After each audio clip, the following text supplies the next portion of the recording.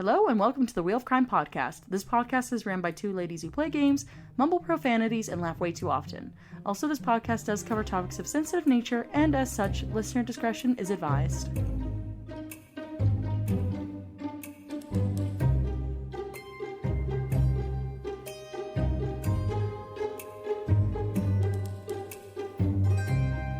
Hello, and welcome back to the Wheel of Crime podcast. My name is Jenn, and Emily is yawning. And my name is Emily.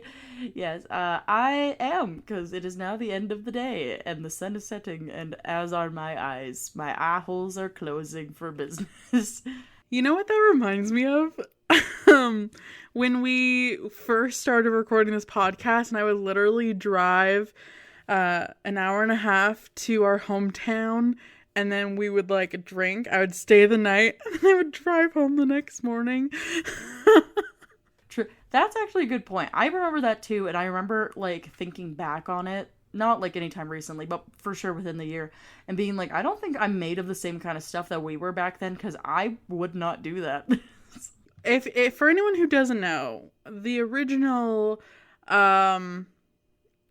vibe of this podcast was we got drunk while telling each other these stories. Yeah. Which in theory sounds fun until Emily pulls out the absinthe. Okay. And then you want to die. I think we hit it too hard, too fast when I brought out the absinthe for the beginning. Because I was like, yeah, the green fairy. This feels very oogity boogity for the podcast. Woo! And it was potent. Disgusting.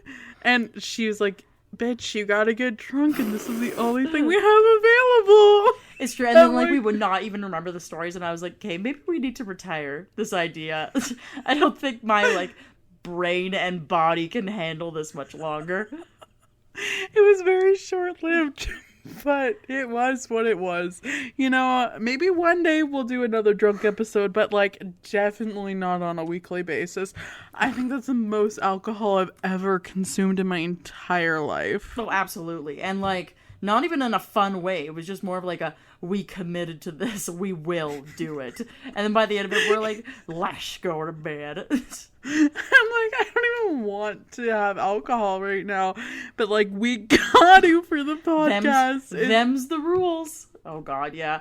No, it'd be fun to have a little revival of that time once every 12 months. Once. On occasion, maybe, but yeah, every week. That was a rough time in my life. Well, I think it was a rough time in everybody's lives.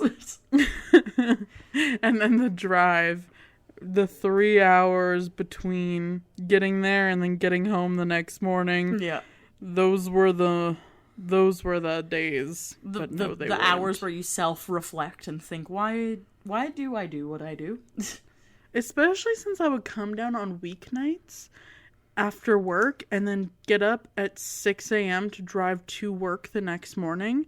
I genuinely don't even know what was going on in my head. That's what I'm saying. We were just built of different stuff back then. Because now I'm I work in 2 nights. I can't get drunk tonight. I'll be hungover for 3 days, and then I'll feel terrible for Monday. I can't do it anymore. Exactly. Well, now I've learned that I apparently shop online every time I drink wine, so I'm trying to be financially responsible as well.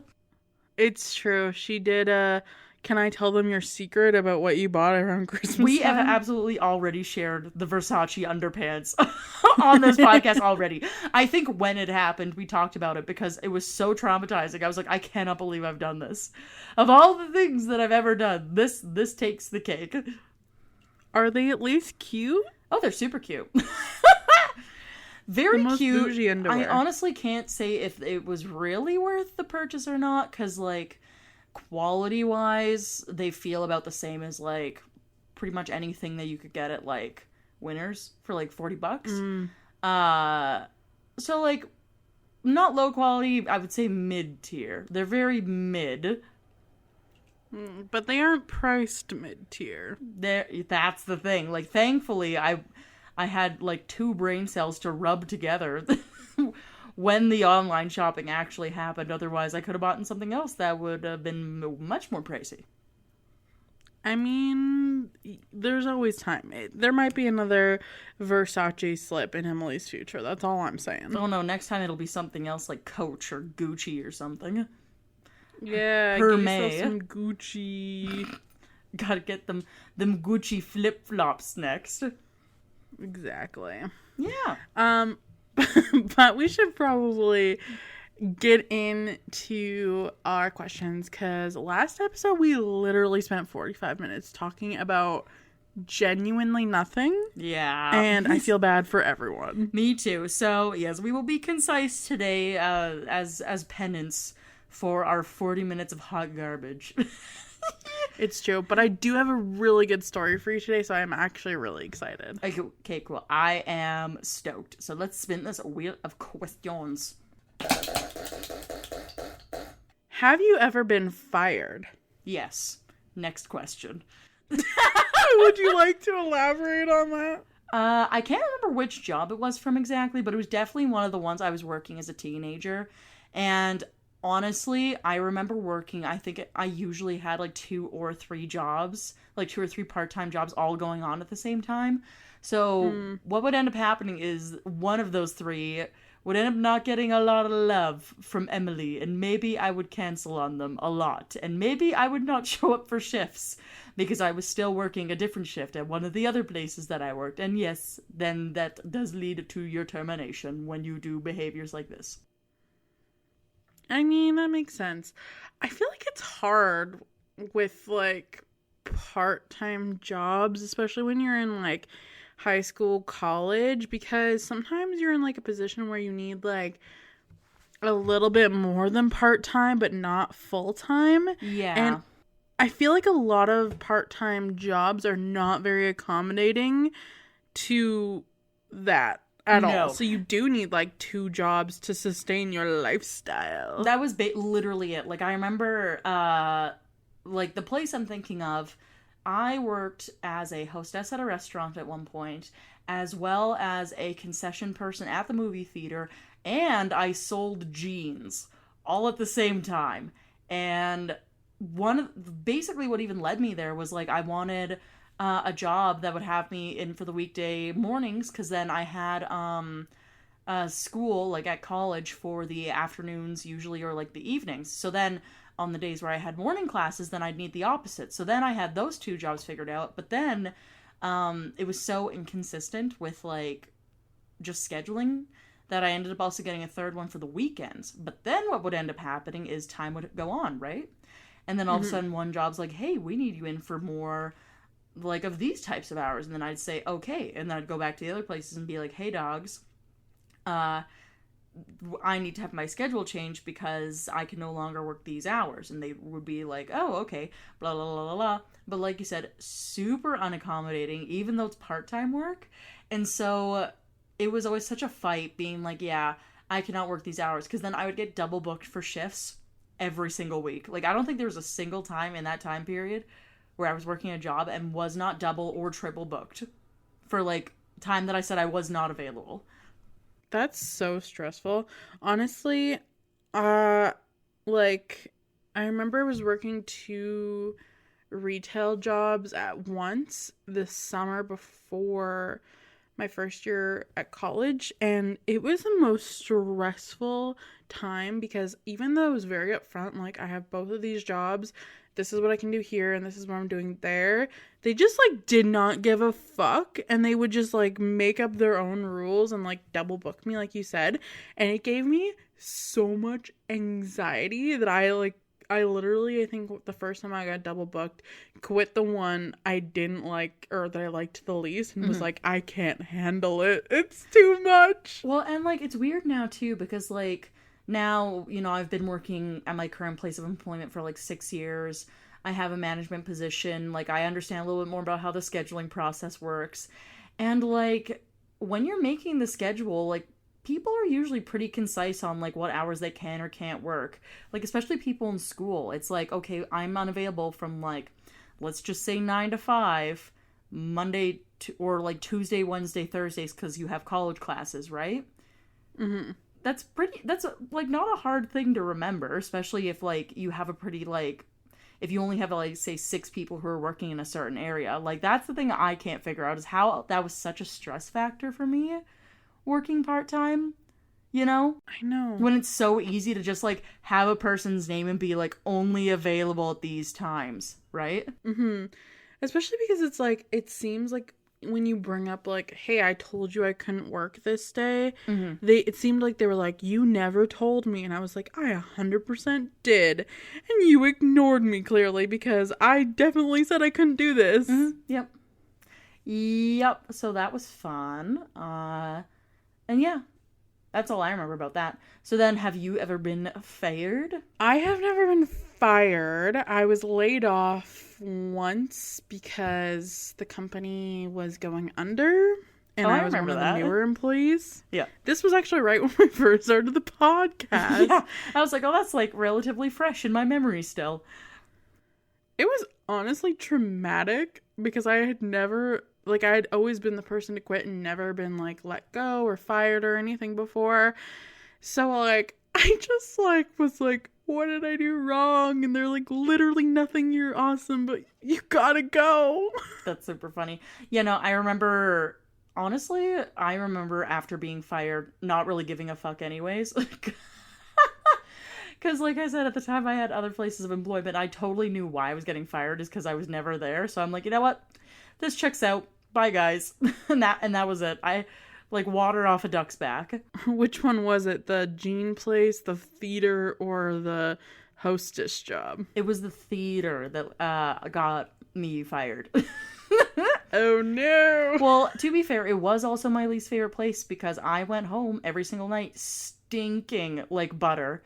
Like I had to throw away the clothes that I used as a work uniform because the butter smell never left. It was in my house. It was contaminating my closet. No matter how many times I washed it, the clothes would still coming out smelling like butter. And then the washing machine would smell like butter. So I was like, you know what? It's time. That's fair. My partner worked that exact same job at that exact same theater. Yeah. And he hated it so much that he quit after 2 weeks and went back to the place that he quit before there. Yeah.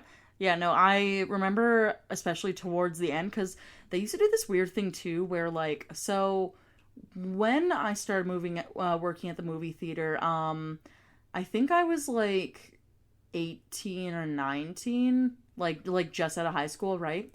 And at that time with doing college during the day, like I was like, hey, you know, like I still have like a typical like school lifestyle where like Monday to Friday 9 to 5 like not available, and they would always want to keep me there until like 2 a.m, even though I was working concession because concession would end, right, and most people would leave at 11, but they would always want to keep me and like 2 other people around to just like help lock down the building until 2 a.m. And I was like, hey, like I cannot be working till 2 a.m. to then go home, shower my buttery self, find something to eat, and then be ready for class at 9 a.m. This is not a feasible lifestyle. Yeah, that just does not sound like the vibe. No, so I blew them off, like, a lot. Like, a lot. I think I blew them off successfully for, like, 3 weeks, and then I got fired. That's hilarious. It's hilarious because my now brother-in-law, who married my partner's sister, was the manager at that theater at the time. Or he might have been a supervisor at that time, but he was one of like. Oh, either way, I probably had to deal with him. That's hilarious. I love that. Yeah, that's all I got. Should we move on to our next question? Let's move on. Have you ever gotten someone else fired from their job? Ooh, not fired, but let go. That's basically the same thing then. Yes. So, previously, when I was a teenager, I did work for, like I've mentioned before, the Canadian government. And at that time, there was somebody who was in a instructor position, not who you're thinking of, a different person that I don't know if I've ever told you about, but basically they targeted me and were sexually harassing me a lot. And people always get a little bit weird about that kind of stuff because they're like, what constitutes as sexual harassment? So in my case, I used to hook my sunglasses into the front of my shirt because I like to wear my hair up. So he would come and he would pull my sunglasses down and like expose me in front of like large groups of people all the time, along with like along that's with not like, okay. No. So and like just very similar stuff to that, where it was always like him trying to see parts of me, but he would do it in like very public places, so that it didn't seem like he was like. I think he was trying to take the blame off himself. I'm not really sure what the reasoning was. But I submitted a few reports because I was like, homeboy keeps trying to rip off my clothes in public, and that is not cool. And so he ended up being let go because with where I was working, it was an older facility, and it's not like they had cameras to like back up any claims like that. But they did have me and actually another girl who I spent a lot of time with, who had seen a lot of this stuff, also submitted reports, and so he was basically released from employment there. Wow. That's crazy. Yeah, I don't know if I ever told you about that. I don't think I did. I don't think you have. No. I don't like that man, and I'm glad that he was fired. Yeah. Good riddance. Especially because at this time, I think I was like 14 or 15 and this guy was like 19. Barf! Why do pedophiles always find like me? I don't know. Themselves in pedophile positions? Well, literally we know why the pedophiles go into pedophile positions. It's so they can be a pedophile. It's not rocket science, Jenny. I know, but I hate it still. Right? Because I knew it when I was telling this story, because I'm being vague on purpose, that you were going to think of the other person who I actually dated who was an instructor, but that was just me being a little rebel. A little devil. Yeah, a little devilish rebel once upon a time. But yeah, that's it. I have never gotten anyone fired that actually, no, I have. I totally forgot about this. I was gonna say, you pretend to be such a goody two-shoes all the time, but, like, I know you. Okay, what did you do, though?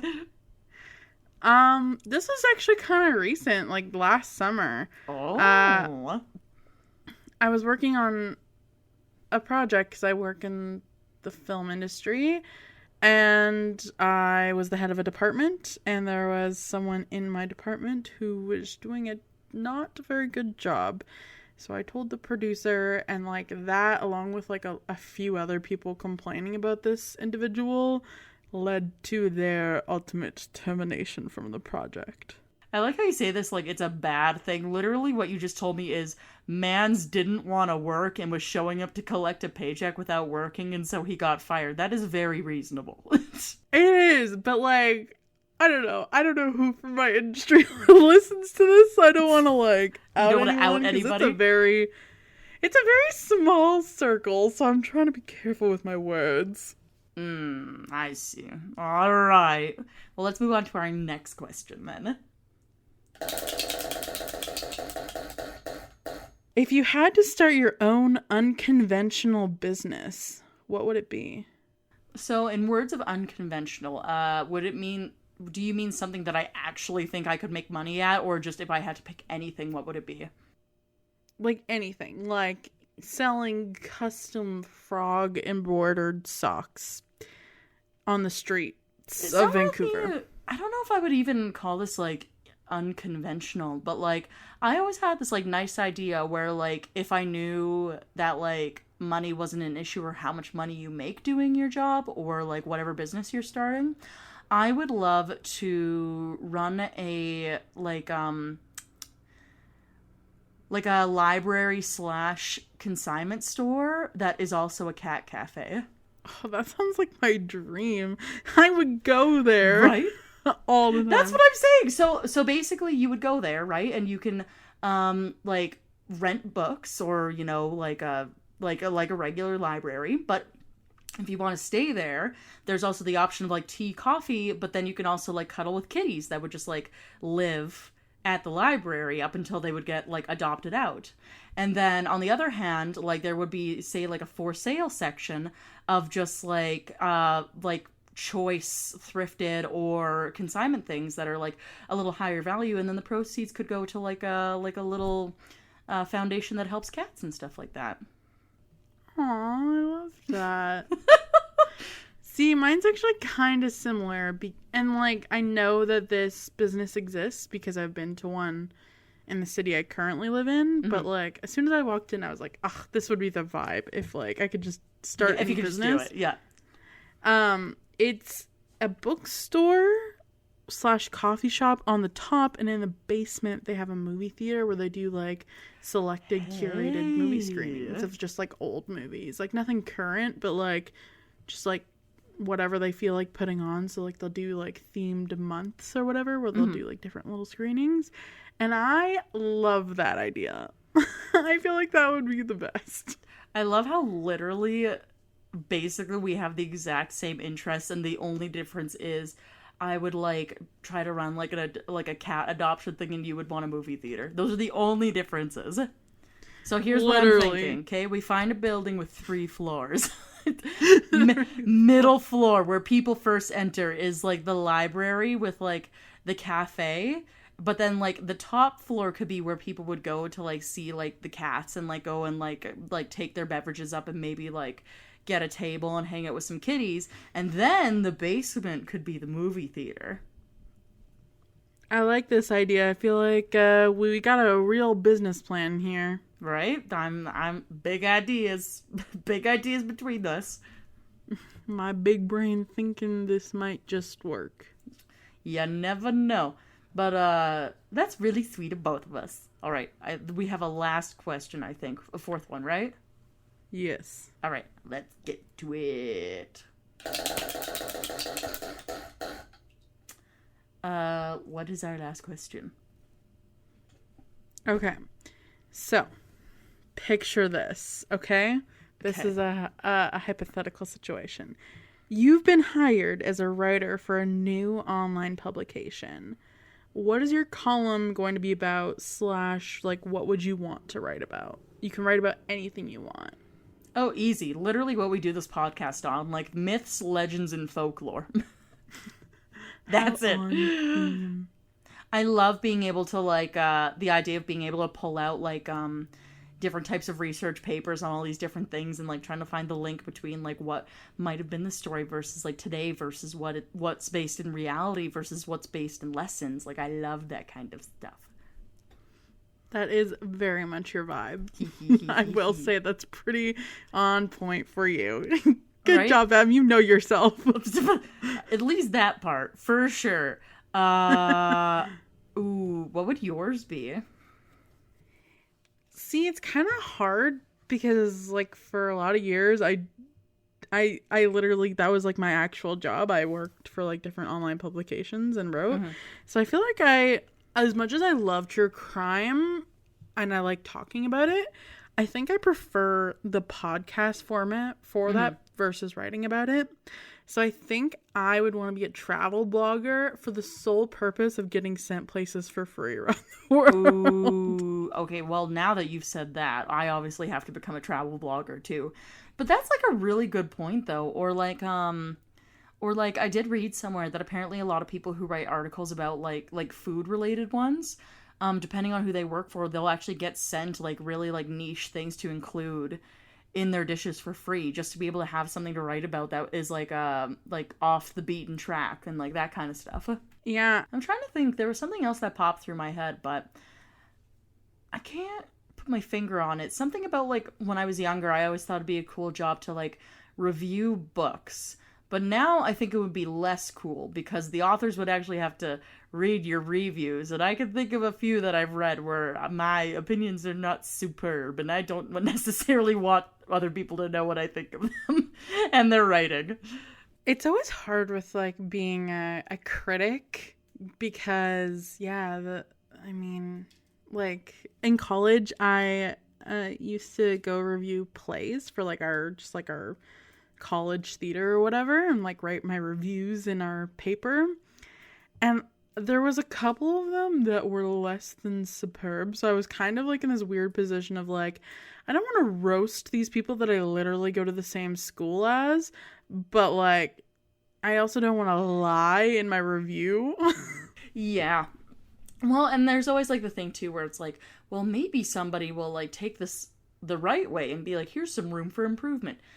So far, I have yet to see that happen IRL. Most people just get offended.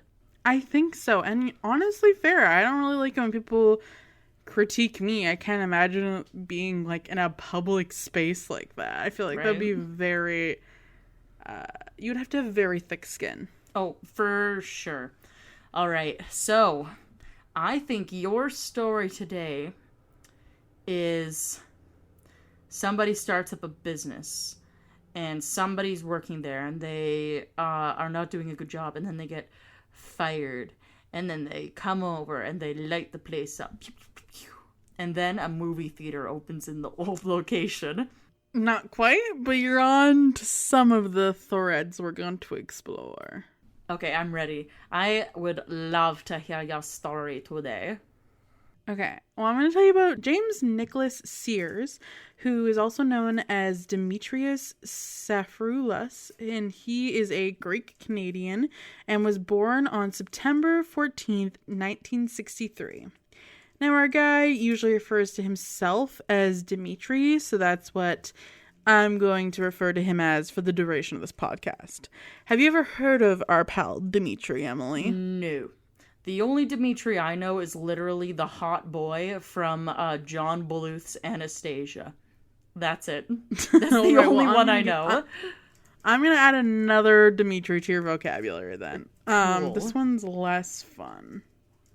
Or Love more, that. depending on how you look at it. I'm going to choose less because this is a crime podcast. So, Dimitri was a troubled child, and his parents were dealing with alcoholism and mental health issues. Not a whole lot else is known about his childhood, but he did land himself at the University of Toronto Medical School. And while at medical school, his erratic behavior led to being evaluated by psychiatrists. Also, during this time, he had a medical internship with the Canadian Armed Forces. And even after repeating a year of medical school, Dimitri graduated as a doctor in 1988.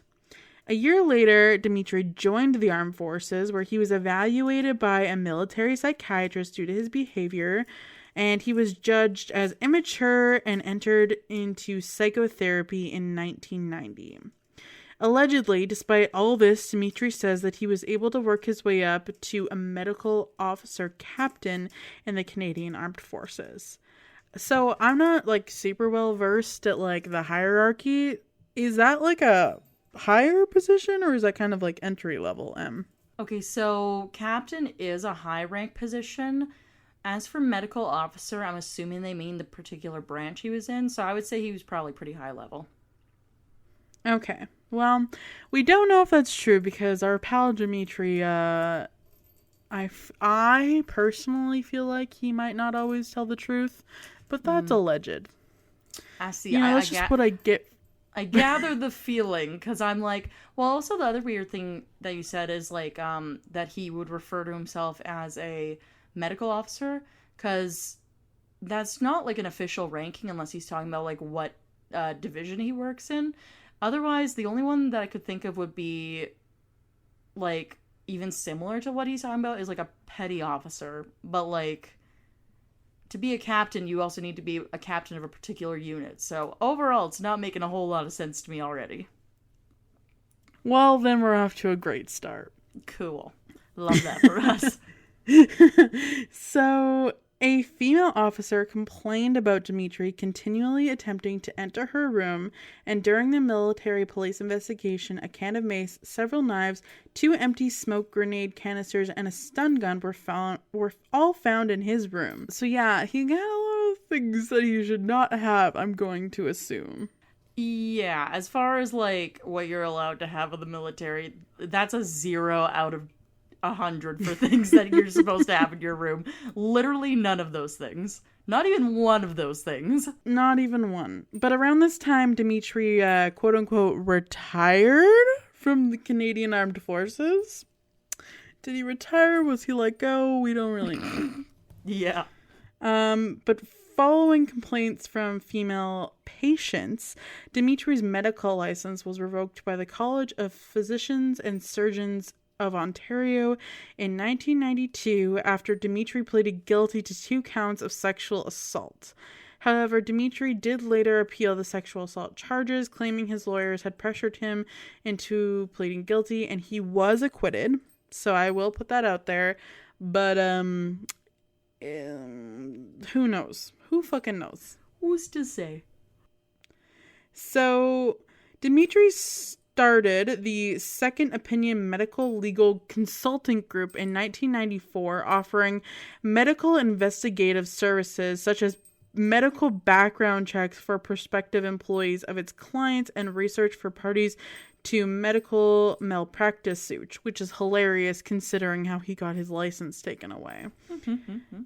Yeah. In 2001, it was reported to the Toronto Star that they had been hired by Canadian Tire and Toronto Transit Commission, which apparently they don't vet their vetters, but it's fine. It's fine. Everything's fine. I guess so. Dimitri claimed as of 2005 to be the co-owner of Toronto mortgage broker Trillium Mortgage and Expert Mortgage Company. However, the Torontoist reported that Dimitri was merely an employee of the brokerage and that his application for a broker's license had been denied in 2008.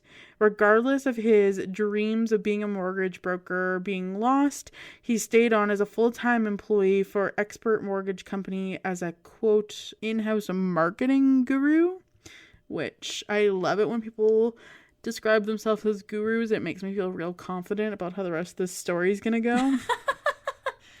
That's a very polite way of saying that. Thank you. In 2014, Toronto's civic election, Dimitri was a city council candidate in Ward 32.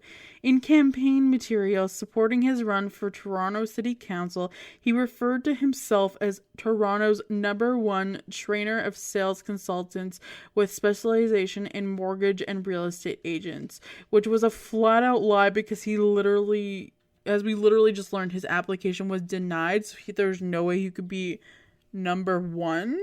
Like, you're number none. You're literally not even on the roster. Like, sir, you can't be ranked if you don't have a license. He's like 0 to hero in my mind, baby. Literally. Regardless, he received 797 votes, which was roughly 3% of the vote, and 3% too many, might I add. His campaign included a website with an interactive animation that asked users to choose one of 3 playable characters. The characters were Rob Ford, who was mayor or whatever of Toronto, Vladimir Putin, or Adolf Hitler, to spank the bare ass of a cartoon caricature of city councillor Mary Margaret Mahonen, and who was Dimitri's rival in the election. Dimitri really had it out for Mary Margaret, and he said this about her on his website, quote, "She is obsessed with man-made global warming, which is a myth, riding on bicycles with gaggles of like-minded broads and boasting the virtues of a farmer's market, serving up local produce, most of which I suspect is at the food terminal by scammy grifter vendors, then sold to the naive public at grossly inflated prices. She has done a dismal job of representing the interests of both her constituents and the businesses of Ward 32. She is over her head and she should stay at home and bake cookies." Whoa. This man hates the farmer's market. That's all I got from I was going to say, his beef with the farmer's market is out of this world. He's like, how dare you sell me celery that you grew in the ground for an extra $5? You might as well have killed my firstborn child. Literally, he's mad. Go make cookies and close down the farmer's markets. That's the only thing I care about. literally, like, when you were talking, like, I was like, he's, like, hyper-focused on the farmers markets for, like, no reason. He's like, I don't even like your bicycles, but your farmers markets, burn them down. Burn it to the ground. So Dimitri was so determined to remove Mary Margaret from office that he purchased the URL for marymargaretmchonan.com and filled the site with straight up lies like, quote, she conspired with other Marxist counselors to oust Mayor Rob Ford and create a de facto kleptocracy. Like drunken sailors, they stole money from you through taxation, then emptied the public purse when you went working. She's kind of like that cute, nutty yoga chick you shack up with 3 cats and a dozen granola recipes. It never lasts because she's on another planet. He hates this woman. Like, he's like, she's my nemesis. The funniest thing is, like, none of those are bad things. Like, she has 3 cats and granola recipes, and I'm sitting here and I'm like, that does sound pretty nice, actually. I could go for a nice granola recipe. And he's like, she is a devil. Devil woman. Devil woman. Unfortunately, Dimitri's political career didn't end there. He also ran in the 2015 federal election as an independent candidate with no party affiliation. He placed 5th out of 7 candidates, getting 254 votes, which was less than 0.5% of the vote. Dimitri was also a candidate for the Canadians' Choice Party in the 2018 provincial election, running against Attorney General Yassir Naquiv in Ottawa Centre. He placed last out of 8 candidates with 92 votes, and in 2018 he registered as a candidate for Mayor of Toronto in that year's election. He finished with 680 votes, which was less than 1% of the total vote. My main question. I have one main question. Who the fuck are these 680 people voting for him? Like, is it literally just Dimitri in wigs? Like, It's either that, which, I mean, with our government, you never know. But, the other thing I could possibly think of is some people, I know this because I've had somebody tell me this before, go to ballot boxes and then not really care for any of the candidates, so then they pick a random person they don't know. Nice. What a great use of our tax dollars. Yeah, so that would be my other guess. Otherwise, I have no fucking clue. Oh, God. Well, now, Em, can you guess what the perfect side hustle for a self-described marketing guru, admitted sexual assaulter, disgraced physician, and wannabe politician is? I hope that it's yoga instructor, because that would explain why he was roasting this other lady so hard. She's my competition in more than one way. She runs a yoga studio, and she's my political rival. No, unfortunately not. It's so much worse than you could ever imagine. Oh, dang.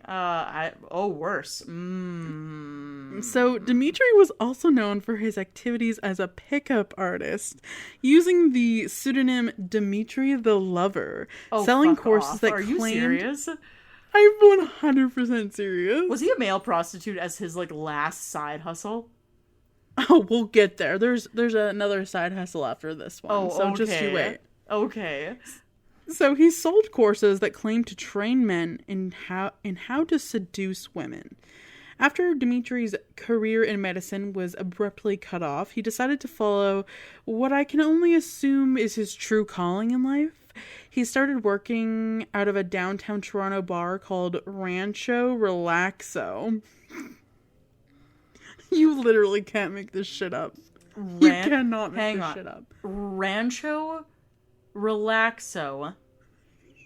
Rancho? As in... Rancho. As in Spanish ranch? Spanish ranch relaxo? Yes. So, Dimitri charged men $40 for a weekday meeting. If one wanted even more tips, you could buy the annual membership for $269. Or, if you wanted the ultimate Dimitri the Lover package, you could pay $2,997 for a 2-day workshop. Okay, hang on. We need to go back a second here. What is he doing at Rancho Relaxo again? Because I have this, like, weird picture in my head where he's, like, a male masseuse, and I'm like, what are these classes that he's teaching? So Rancho Relaxo is a bar, and... Right, okay. Hang on. Training men how to seduce women. Because he is Dimitri the Lover. Okay. See...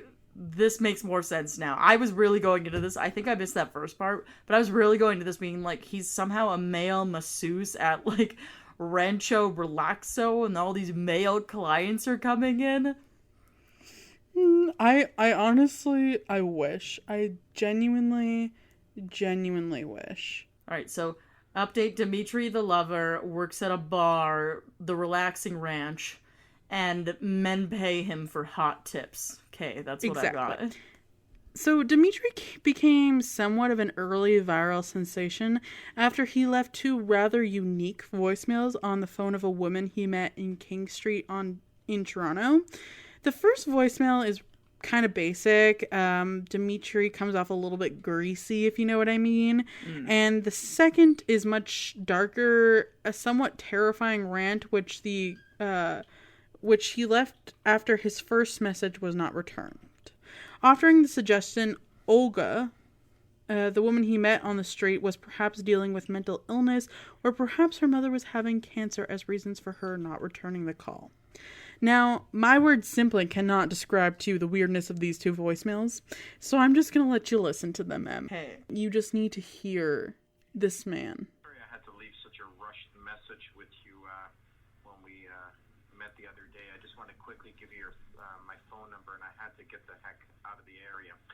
In any event, I figure I better leave you a more detailed message and explain why I approached you. I am single. I have no trouble meeting women. I mean, women approach me 6-7 times a day. But I'm very particular about what I like. You're extremely elegant. I couldn't take my eyes off of you, and your friends were very jealous, even if they say they weren't. The fact that I approached you, and I was very taken by you. Elegant women are very rare. I'm Greek, and I'm very particular about what I like. So I'm giving you an opportunity here. I don't know if you pick up the messages on the weekend, but I'm working on a movie script, so I'm pretty much around all weekend doing that. I left you my number, 416-918. Doesn't give us the full phone number. And if it is, you may not get the message till Monday. But when you do, call me, and then we'll get together for coffee and chat and let the romance begin.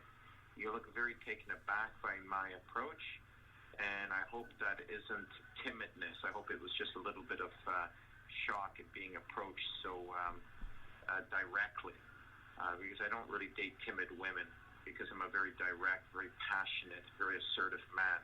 And I want a woman who's very independent and strong. So anyway, we'll talk about that, but I just wanted to formally introduce myself.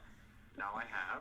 I leave the ball in your court. You call me as soon as you have the courage to. Okay, Olga? Talk to you soon. Bye.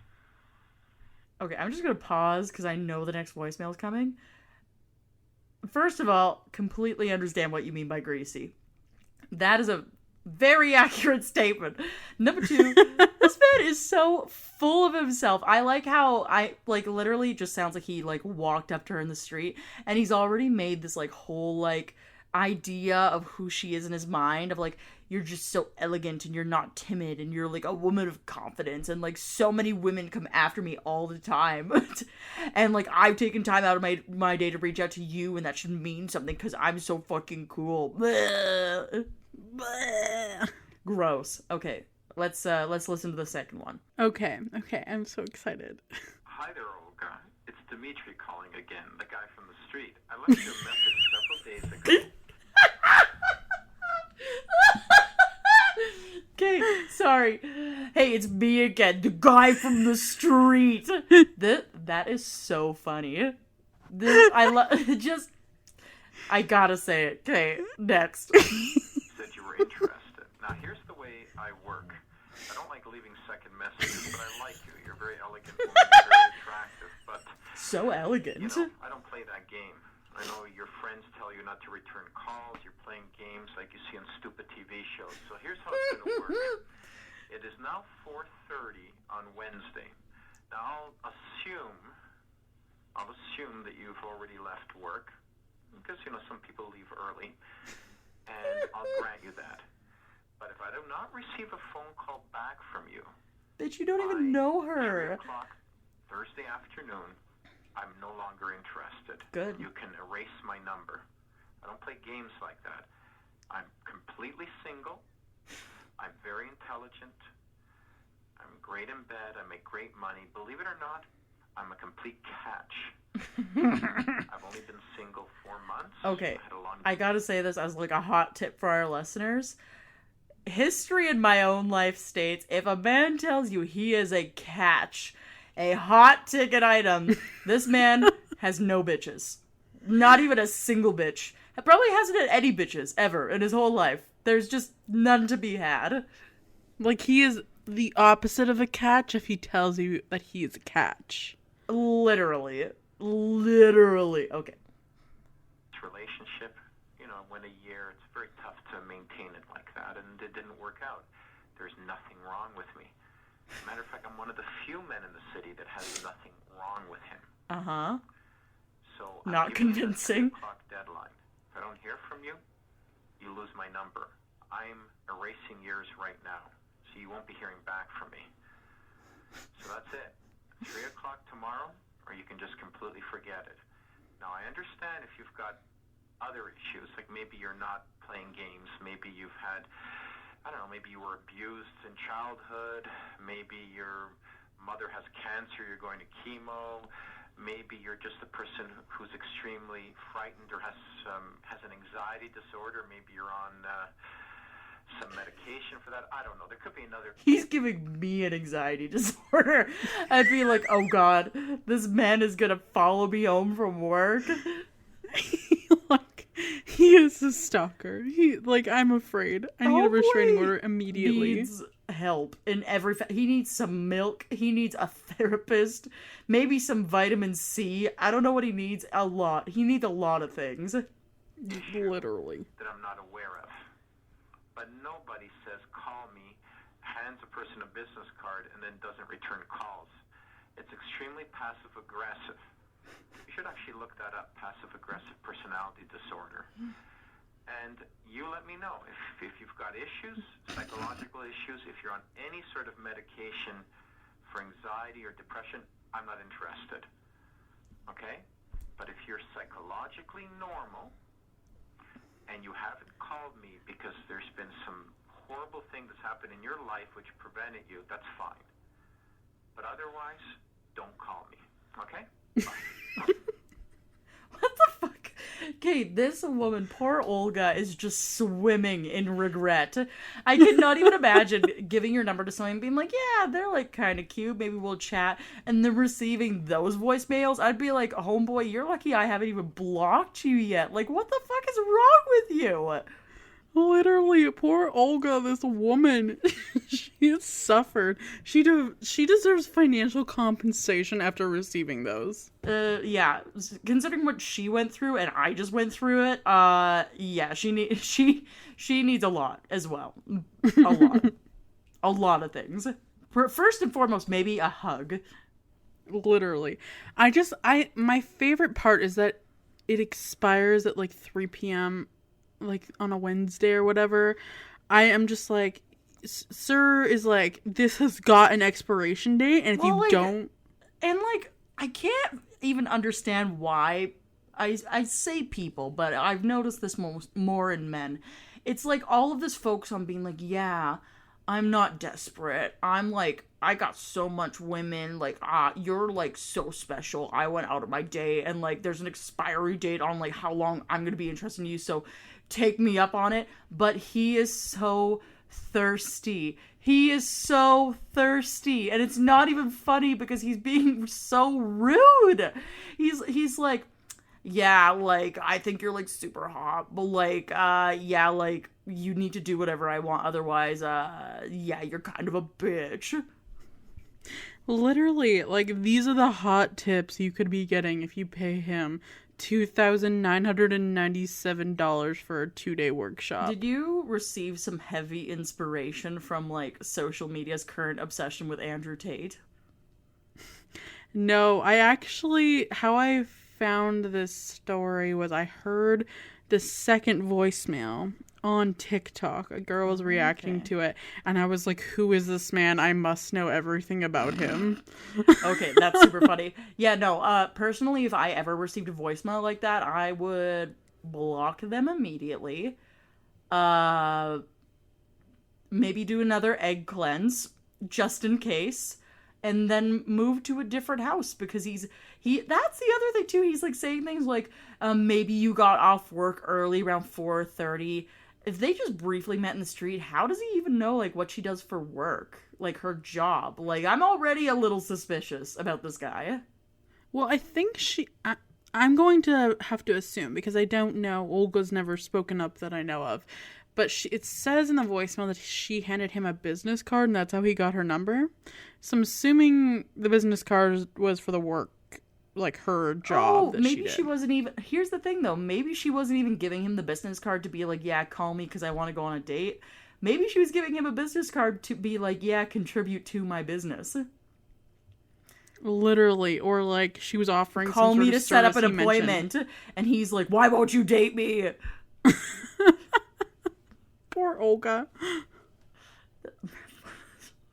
All right. What do you have for me? So on his website, for what he calls Toronto Real Men, Dimitri explains his business. Dimitri the Lover is dedicated to teaching hoarding men how to detect, seduce, and enslave hot, desperate sluts, and will answer all questions about dating, sex, and love. The site includes rather amateurish flash cartoons of large-breasted women performing oral sex, and include one entitled Avril Lavigne MFF three-way animation, which I'll leave that one up to your imagination of what that means. On the website, he also explains his personal beliefs on the LGBTQIA+ community. He says, quote, homosexuals suffer from a permanent sexual disability resulting from congenital brain abnormality related to subjecting the preborn human to hormones at improper time during fetal development. The ratio of the length of various fingers to one another is different in homosexuals than heterosexuals. That second-born males are at higher risk than their older brothers of acquiring the homosexual brain abnormality, and that lesbians have larger clitorises and cunt lips than their cock-craving sisters. End quote. Okay, first, I gotta say he's making that statement because he probably slept with a woman at least once and was like, I know everything now. And then also, I love how he just says, yeah, younger brothers are gay. There should only be one man in the house. And Dimitri has a younger brother. He's so... This is so ironic, too, because you literally just told me that he, like, advertises, like, an Avril Lavigne three-way video of some kind, which is literally, like, sounds like lesbians and a dude, and then he's like, yeah, fuck the gays. We love to watch them, don't get me wrong, but they've got mental problems. Oh my god, I didn't even think about that. Literally! It's so absurdly horrific that I don't know what to do other than laugh. Because there's nothing I'm afraid. You can do. Like, what's he thinking that, like lesbians have fist-sized clitorises? And that's why he's never seen one? Like, I cannot figure out where this logic is coming from. I genuinely, I don't know. But, unsurprisingly, Dimitri's pickup artist career didn't quite take off the way he anticipated. Oh, so, wow, any shocking. ideas on what his next business venture was, Em? Oh, easy. Male masseuse who's also a yoga teacher. I am still on that train. No.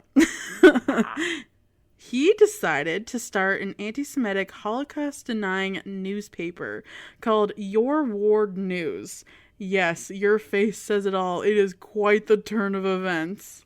This man's life is just going in a spiral. A downward spiral, might I add.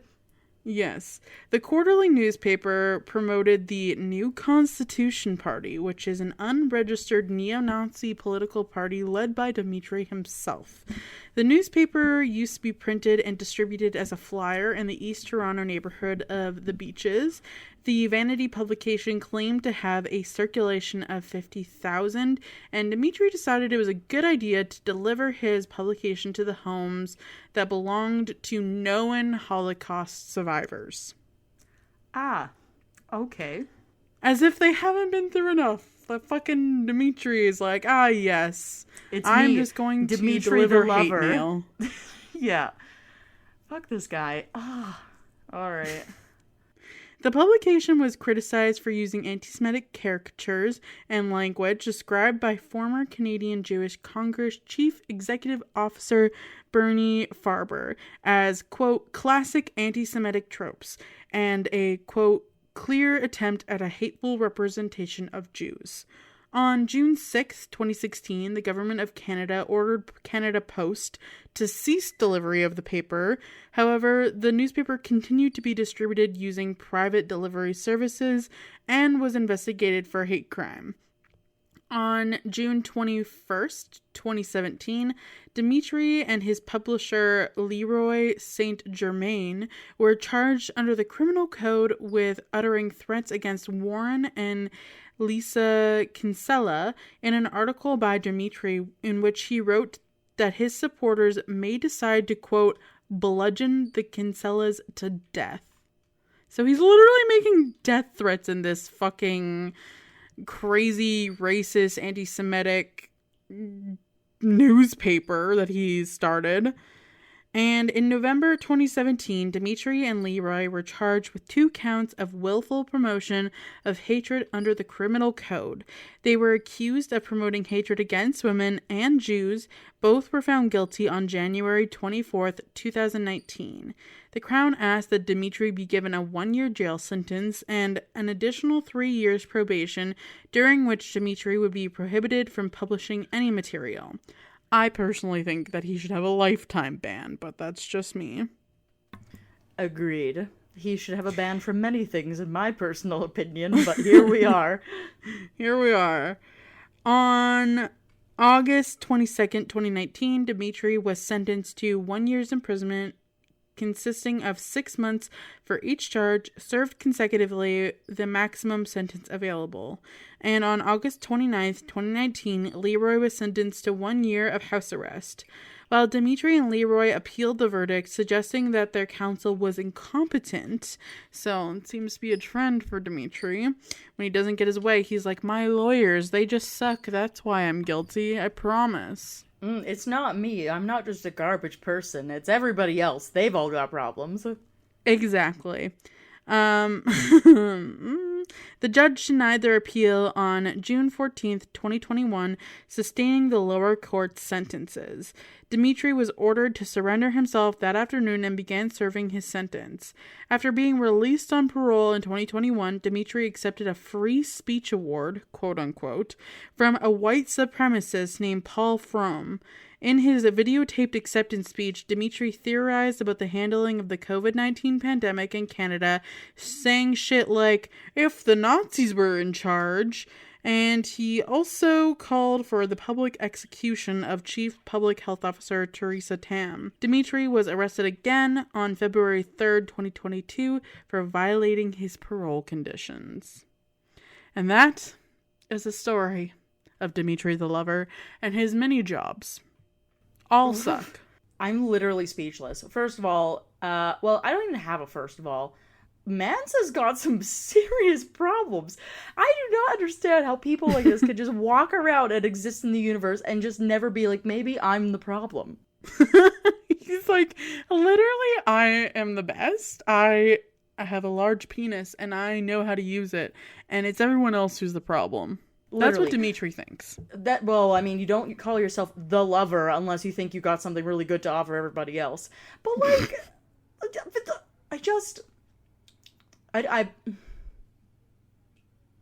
I'm flabbergasted. Hence why I had to share this story with you, because just wow.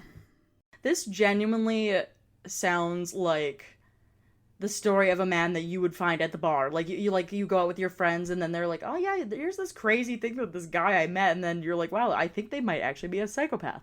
Also, the amount this man definitely has some kind of narcissistic personality disorder. Whoa. I know. It's insane. It's insane. That's a lot. I feel like you said it well enough. This is one of those things where I genuinely have nothing else to add. Mans is crazy. Mans is crazy. But that brings us to the end of our episode for today. Yes. If you liked today's episode, you can leave us a review on wherever you're listening to us. That'd be greatly appreciated. 5 stars would help us reach out to more potential members to join our audience, so that would be super stellar. Besides that, if you want to donate to the show, you can donate to us on Patreon. That is at Wheel of Crime. And we have different tiers, which have different rewards. It's a cool system if you're interested in that. Besides that, we also have a website, which is www.wheelofcrime.com, and you can find information on us, who we are, what we do, and a episode list that I think I need to update. Oops. On there as well. And then, besides that, we have a email if you want to reach out to us with a story of your own, and that is wheelofcrime@gmail.com. And then we are also available on social media, and that is at Wheel of Crime on TikTok, Facebook, Twitter, and Instagram. Yes, and that's all for today. We will see you next week with another new episode. Okay, bye! Bye!